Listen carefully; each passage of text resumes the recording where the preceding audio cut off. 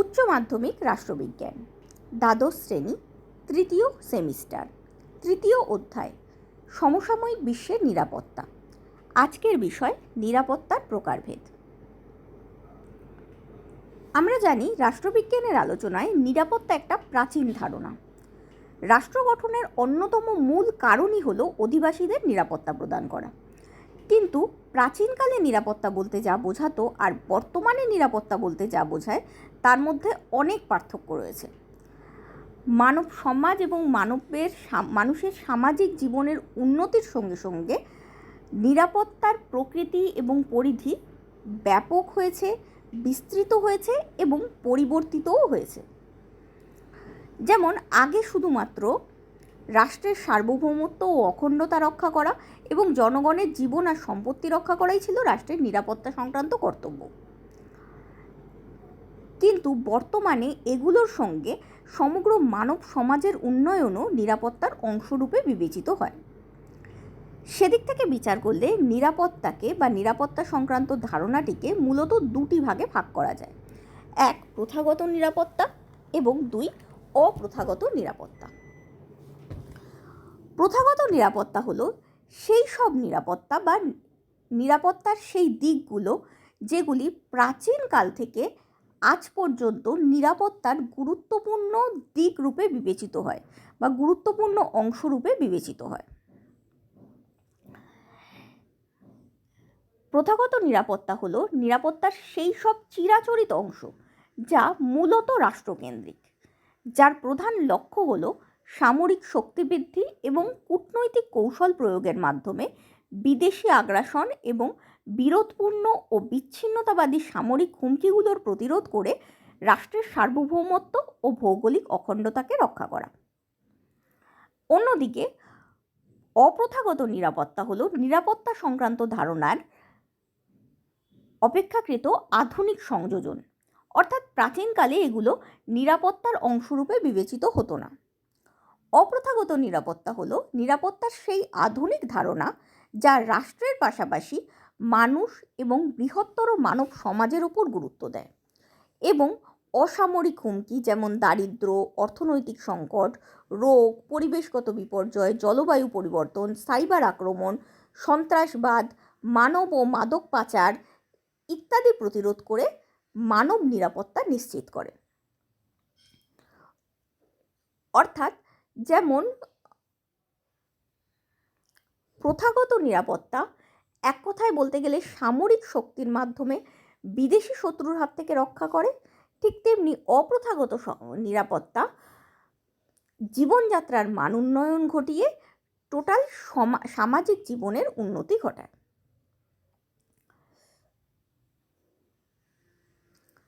প্রথাগত নিরাপত্তার মূল উদ্দেশ্য হল রাষ্ট্রের নিরাপত্তা, অর্থাৎ প্রথাগত নিরাপত্তার মূল কেন্দ্রবিন্দুই হল রাষ্ট্র। রাষ্ট্রের অখণ্ডতা রক্ষা, রাষ্ট্রের সার্বভৌমিকতা রক্ষা, রাষ্ট্রের অর্থনৈতিক স্থিতিশীলতা রক্ষা, রাষ্ট্রের সামাজিক এবং রাজনৈতিক স্থিতিশীলতা রক্ষা করা, এগুলোই হলো প্রথাগত নিরাপত্তার মূল উদ্দেশ্য।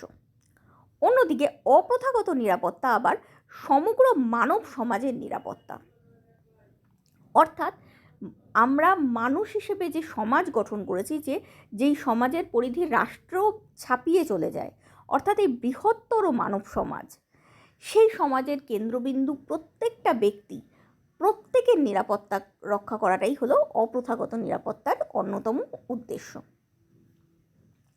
প্রথাগত নিরাপত্তার মূল লক্ষ্যই হলো সার্বভৌমিকতা রক্ষা, কারণ প্রথাগত নিরাপত্তার মূল কেন্দ্রবিন্দু হলো রাষ্ট্র, আর রাষ্ট্রের পক্ষে সর্বাধিক মূল্যবান বিষয়বস্তু হলো তার সার্বভৌমিকতা। তাই প্রথাগত নিরাপত্তার মূল লক্ষ্যই হলো রাষ্ট্রের সার্বভৌমিকতা রক্ষা করা। কিন্তু অপ্রথাগত নিরাপত্তার মূল উদ্দেশ্য হলো মানুষের অস্তিত্ব রক্ষা করা, মানব জাতির অস্তিত্ব রক্ষা করা। শুধু অস্তিত্ব রক্ষাই নয়, মানব জাতির মানোন্নয়ন ঘটানোটাও অপ্রথাগত নিরাপত্তার একটা অন্যতম লক্ষ্য।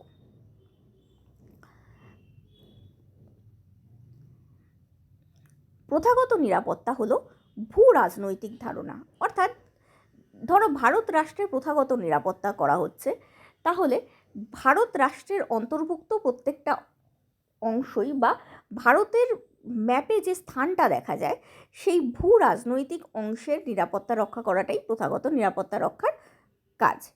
কিন্তু যেহেতু অপ্রথাগত নিরাপত্তার লক্ষ্য হলো সমগ্র মানব সমাজকে নিরাপত্তা প্রদান করা, তাই এটা রাষ্ট্রের সীমানা ছাপিয়ে চলে যায়। মানবের উন্নয়ন ঘটানোই অপ্রথাগত নিরাপত্তার মূল লক্ষ্য।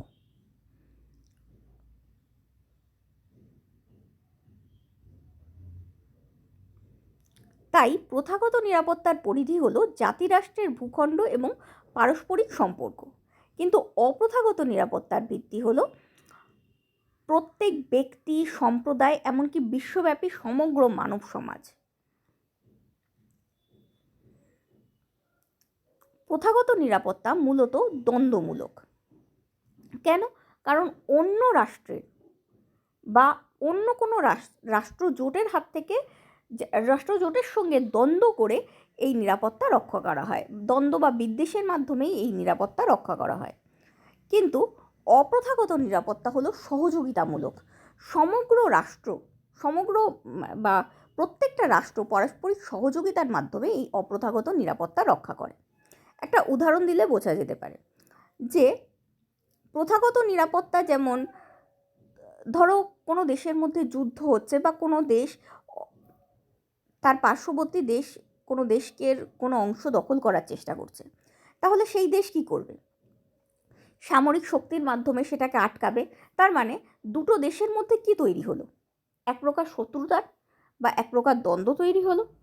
কিন্তু অন্যদিকে ধরো কোনো নদীর জল পরিষ্কার করার ব্যাপার এলো বা পরিবেশগত অন্য কোনো দূষণ আটকানোর ব্যাপার হলো, তখন এই দুটো পার্শ্ববর্তী রাষ্ট্র নিজের নিজের দেশের মধ্যে নিয়মকানুন চালু করে নিজের নিজের দেশের মধ্যে নদী বা পরিবেশকে সংস্কার করে সহযোগিতার মাধ্যমে এই সম্পূর্ণ নিরাপত্তাটাকে প্রদান করবে। তাই বলা যেতে পারে অপ্রথাগত নিরাপত্তা হলো সহযোগিতামূলক। এছাড়াও যখন প্রথাগত নিরাপত্তার প্রশ্ন ওঠে, অর্থাৎ রাষ্ট্রের সার্বভৌমিকতা, অখণ্ডতা এবং স্বাধীনতা রক্ষার প্রশ্ন ওঠে, তখন বিষয়টা অনেকটাই সামরিক ধরনের। মানে সামরিক শক্তির মাধ্যমে এবং কূটনৈতিক কৌশল প্রয়োগের মাধ্যমেই এক প্রকার এই নিরাপত্তাগুলো রক্ষা করা হয়। কিন্তু ধরতে গেলে অপ্রথাগত নিরাপত্তা হলো অসামরিক। যেমন জলবায়ু পরিবর্তন, সাইবার অপরাধ, এগুলোর ক্ষেত্রে সামরিক শক্তি খুব একটা লাগে না। প্রথাগত নিরাপত্তার কিছু উদাহরণ কি বা নিরাপত্তার হন্তারক কি? ধরতে গেলে প্রথাগত নিরাপত্তার রিস্কগুলো কী কী বা হুমকিগুলো কী কী?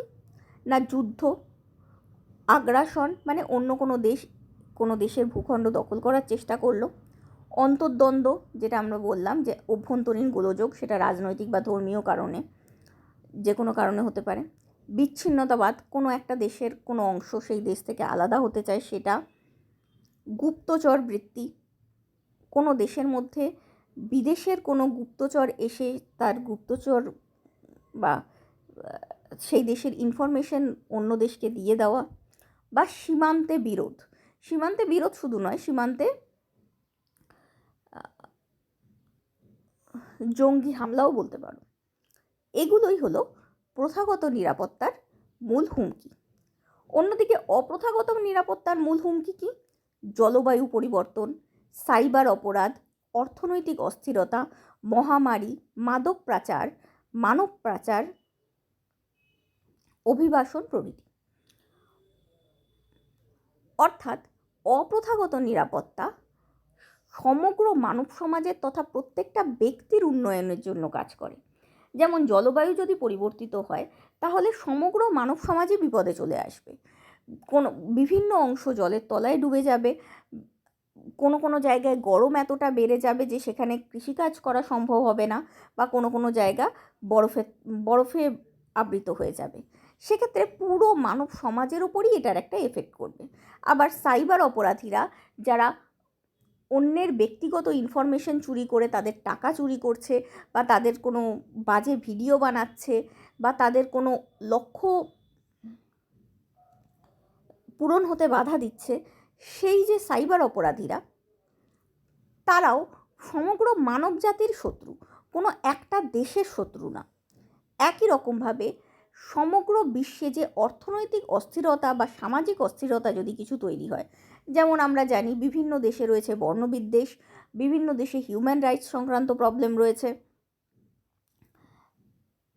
এছাড়াও আফ্রিকার বিভিন্ন দেশ অনেক গরিব, বর্তমানে তো বলা যেতে পারে পাকিস্তানও অনেক গরিব দেশে পরিণত হয়েছে। এই যে অর্থনৈতিক বৈষম্য এবং সামাজিক অস্থিরতা, এগুলোও হলো অপ্রথাগত নিরাপত্তার হুমকি। তাছাড়া মহামারী কোভিড-19 তো দেখেইছো। এছাড়া মানুষকে পাচার করা বা মাদক দ্রব্য পাচার করে সমগ্র জনসমাজের যে ক্ষতি করা, সেই সমস্ত কিছুই অপ্রথাগত নিরাপত্তার অংশ। তাছাড়াও রয়েছে অভিবাসন। অভিবাসন কি? অবৈধভাবে এক দেশ থেকে অন্য দেশে মানুষের স্থানান্তর ঘটানোকে বলা হয় অভিবাসন। যদি এক দেশের মানুষ অন্য দেশে চলে যায়, তাহলে সেই দেশের অর্থনৈতিক এবং সামাজিক পরিস্থিতির পরিবর্তন করতে পারে এবং সেই পরিবর্তন খারাপ দিকেও যেতে পারে। এই নিয়ে আমরা পরে আলোচনা করব, তাই ইন ডিটেলস বললাম না। সোজা কথায় অবৈধ অনুপ্রবেশকারীকেই বলা হয়, অবৈধভাবে অনুপ্রবেশ করাকেই বলা হয় অভিবাসন। এই সমস্ত কিছু হলো অপ্রথাগত নিরাপত্তার হুমকি।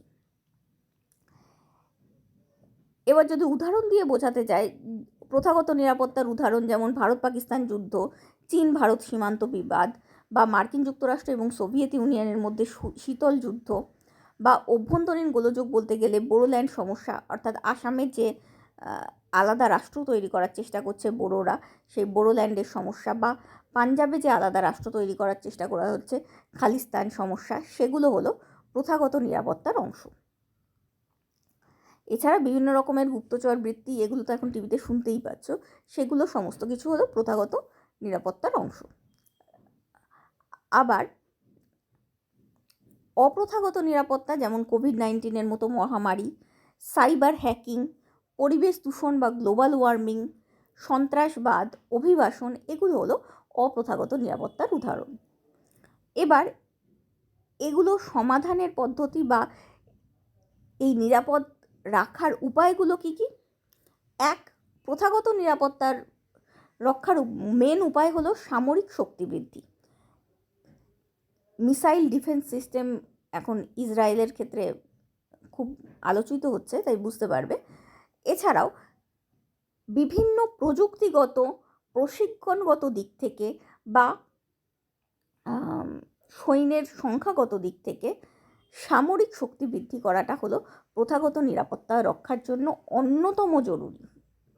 এছাড়াও রয়েছে কূটনৈতিক কৌশল প্রয়োগ। বিভিন্ন কূটনৈতিক কৌশলের মাধ্যমে অন্যান্য দেশের সঙ্গে সম্পর্ক ভালো রাখা বা অন্যান্য দেশকে এমন চাপে রাখা যে তারা চট করে আক্রমণ না করে, সেটাও হলো প্রথাগত নিরাপত্তা রক্ষার উপায়।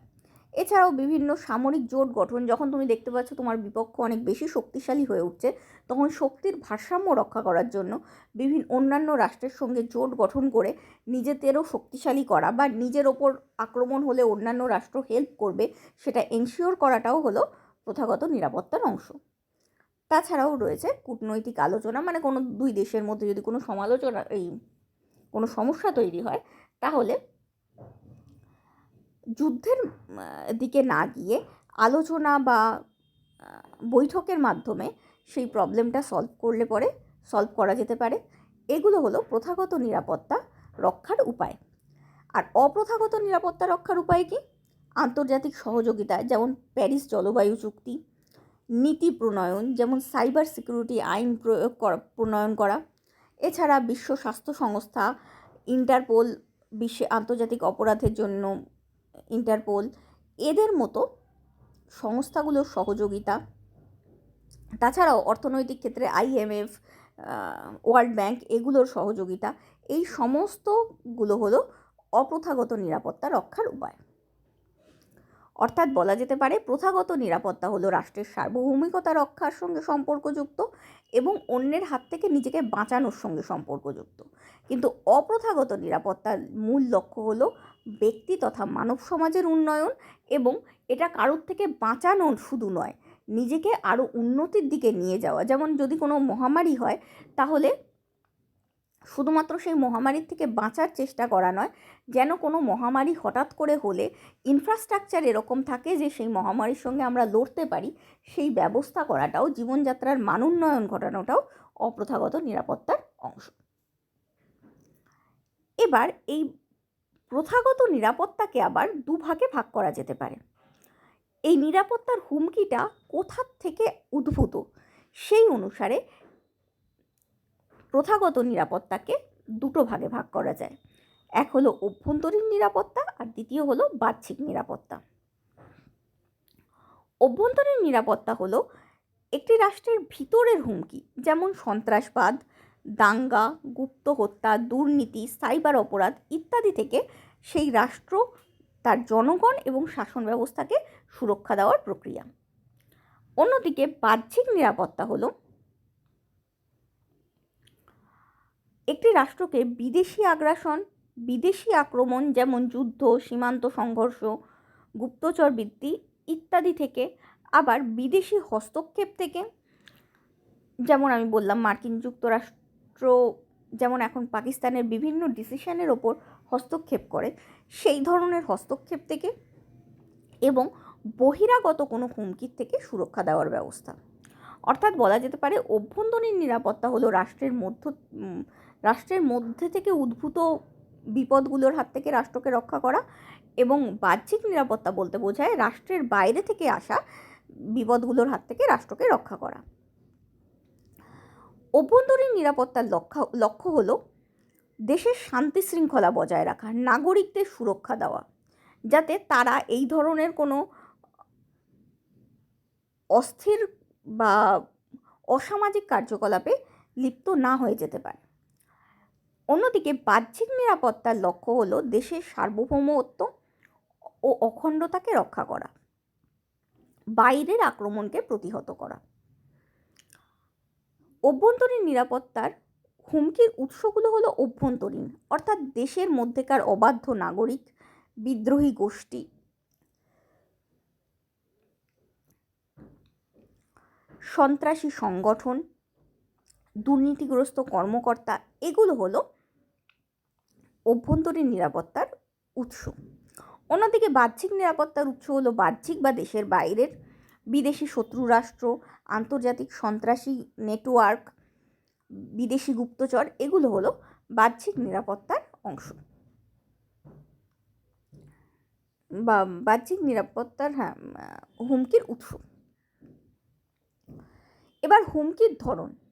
অভ্যন্তরীণ নিরাপত্তার হুমকিগুলি হলো জঙ্গিবাদ বা উগ্রবাদ। উগ্রবাদ কি না, আমরা জানি প্রত্যেকটা দাবি পূরণের দুটো রাস্তা থাকতে পারে। এক হলো সমাজসিদ্ধ রাস্তা, আর দ্বিতীয় হলো অসামাজিক রাস্তা। যেমন ধরো কোনো দেশের কোনো একটা অঞ্চলের কিছু উন্নতির দাবি রয়েছে, তারা কি করতে পারে, রাষ্ট্রের কাছে আবেদন করতে পারে, আবার ভোট প্রক্রিয়ায় অংশগ্রহণ করতে পারে যে না আমাদের প্রতিনিধি দাঁড়াবে এবং সেই প্রতিনিধি গিয়ে নিজেই সমস্ত ব্যবস্থাগুলো করবে জেতার পর, সেরকমভাবে তারা এগোতে পারে। অথবা তারা ওই সমগ্র জায়গাটাকে অচল করে দিতে পারে, রাষ্ট্রের কোনো কথা মানব না আমরা, আমাদের এখানে একটা প্যারালাল সরকার চলবে, এরকম বা সমান্তরাল সরকার চলবে, এরকম পরিস্থিতি তৈরি করতে পারে। যারা এই অশান্তি বা হিংসার রাস্তাটাকে আপন করে তাদেরই বলা হয় উগ্রবাদী বা জঙ্গি। যেমন ভারতের ক্ষেত্রে নকশালপন্থীদের কথা বলা যেতে পারে। এছাড়া হচ্ছে বিচ্ছিন্নতাবাদী আন্দোলন।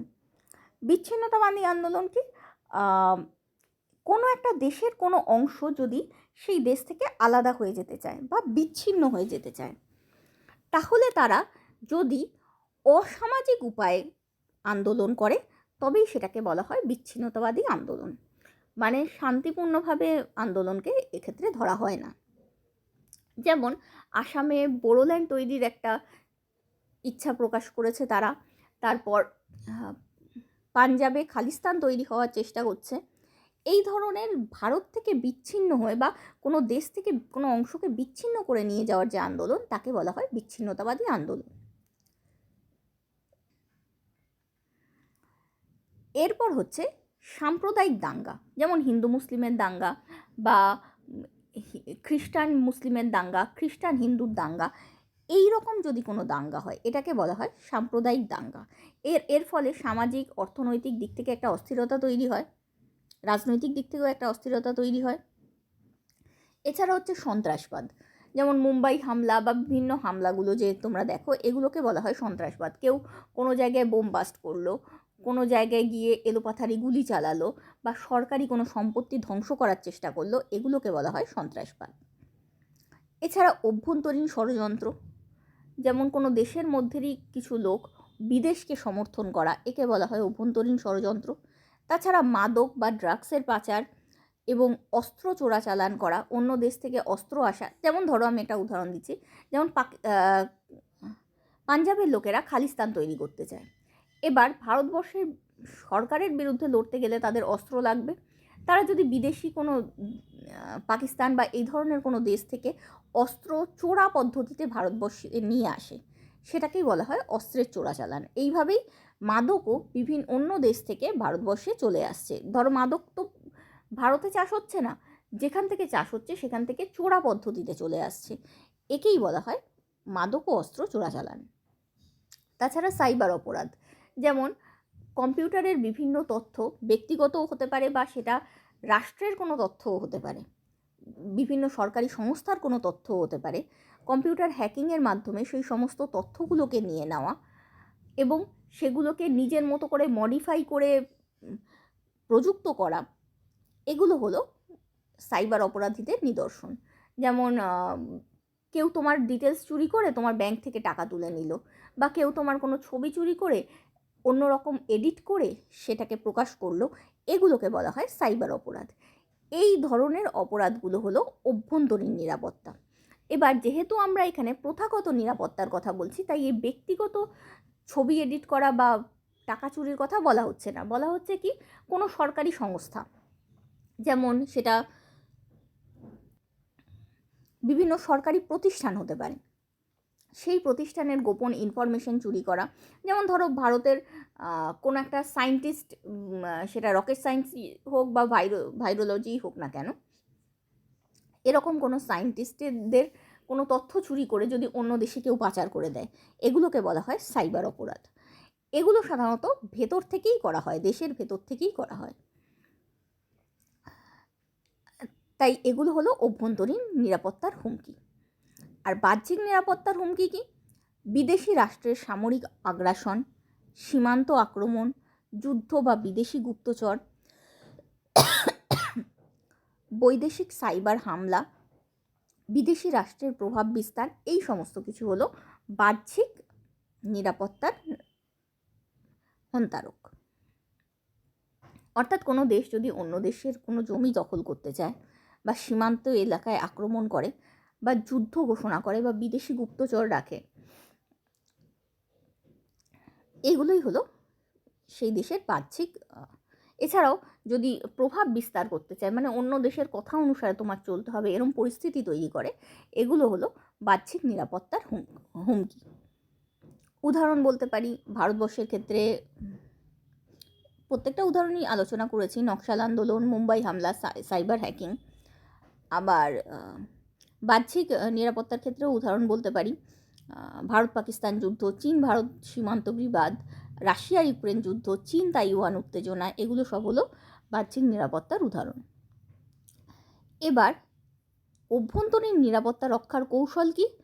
সঠিক আইন প্রণয়ন করা এবং সঠিকভাবে তার প্রয়োগ করা, নজরদারি রাখা যাতে কেউ এই ধরনের কোনো কাজ করতে না পারে, অনুসন্ধান করা এবং যদি এরকম কেউ ধরা পড়ে তাহলে তাদের যথাযোগ্য শাস্তির ব্যবস্থা করা।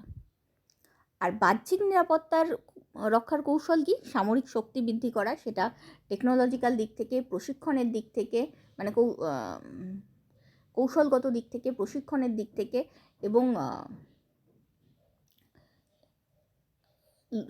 সৈন্য সংখ্যার দিক থেকেও, সব দিক থেকে সামরিক শক্তি বৃদ্ধি করা। এছাড়াও অস্ত্র বা অন্যান্য সামরিক সরঞ্জামের উন্নয়ন ঘটানো।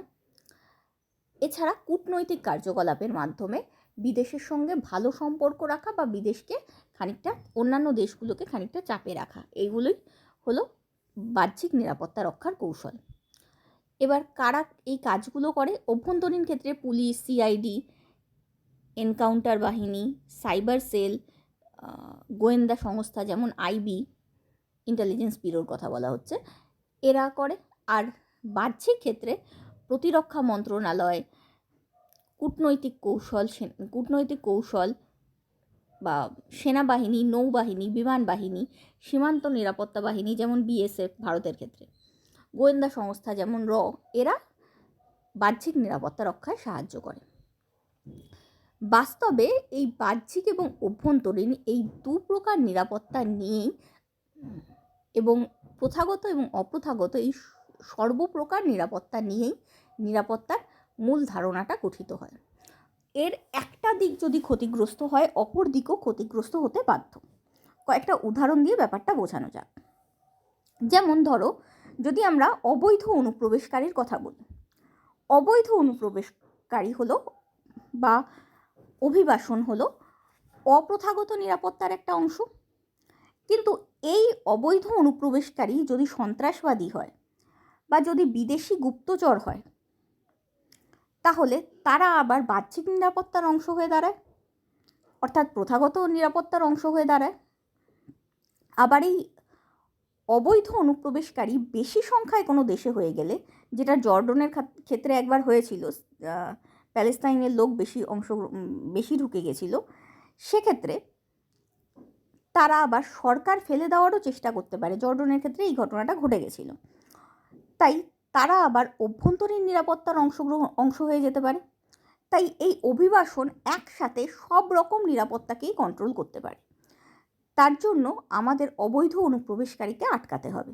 যদি সেটা না আটকানো যায়, তাহলে কি হবে না, আমাদের অভ্যন্তরীণ, বাহ্যিক এবং সার্বিক নিরাপত্তা সব কিছুই ব্যাহত হবে। কারণ এই অনুপ্রবেশকারীরা আমাদের এখানে আর্থিক স্থিতিশীলতাতেও বাধা দেবে, তাদের সাধারণ মানুষের কর্মসংস্থান কম হয়ে যাবে, অন্যান্য ভাতা বা অন্যান্য যে সুবিধাগুলো যেগুলো রাষ্ট্র দেয় সেগুলোও তার হাতছাড়া হয়ে যেতে পারে, সাধারণ মানুষের হাতছাড়া হয়ে যাবে, কারণ তারা বেশি পাচ্ছে।